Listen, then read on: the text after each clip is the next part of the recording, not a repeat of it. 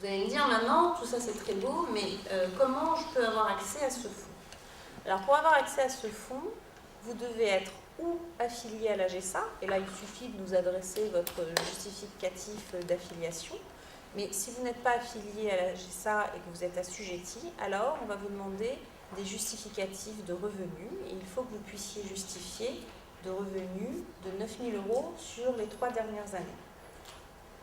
C'est le critère aujourd'hui. Hein. Pas par an, hein, au total.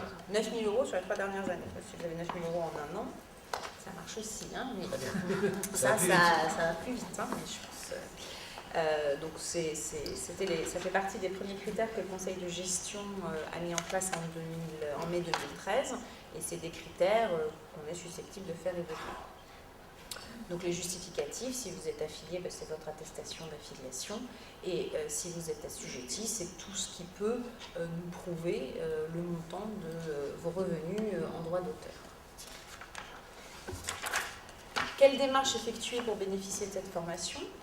Vous devez nous adresser des demandes, qu'on appelle des demandes de prise en charge. Sur ces demandes de prise en charge, on va vous demander votre nom, on va vous demander votre catégorie d'auteur. On va vous demander évidemment le titre de la formation que vous voulez suivre, le calendrier de la formation et le prix de cette formation.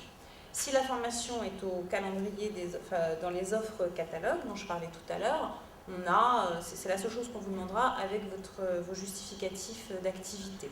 Derrière, on a le programme, on a le coût pédagogique, on a tout ce qui va bien.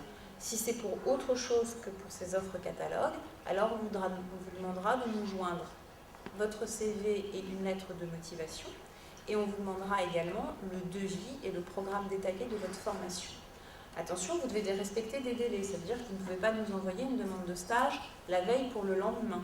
S'il s'agit des offres conventionnées collectives ou s'il s'agit de formation transversale, votre demande doit nous parvenir 3 semaines avant le début de la formation. Si votre demande est une demande métier et qu'elle doit être présentée à votre commission, vous devez nous envoyer votre demande 3 semaines, non pas avant le début de la formation, mais avant le début de la commission.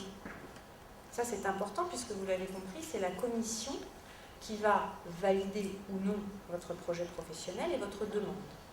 Et sur notre site, vous avez le calendrier des dates de commission. Donc finalement, c'est assez simple de se repérer sur ces sujets-là.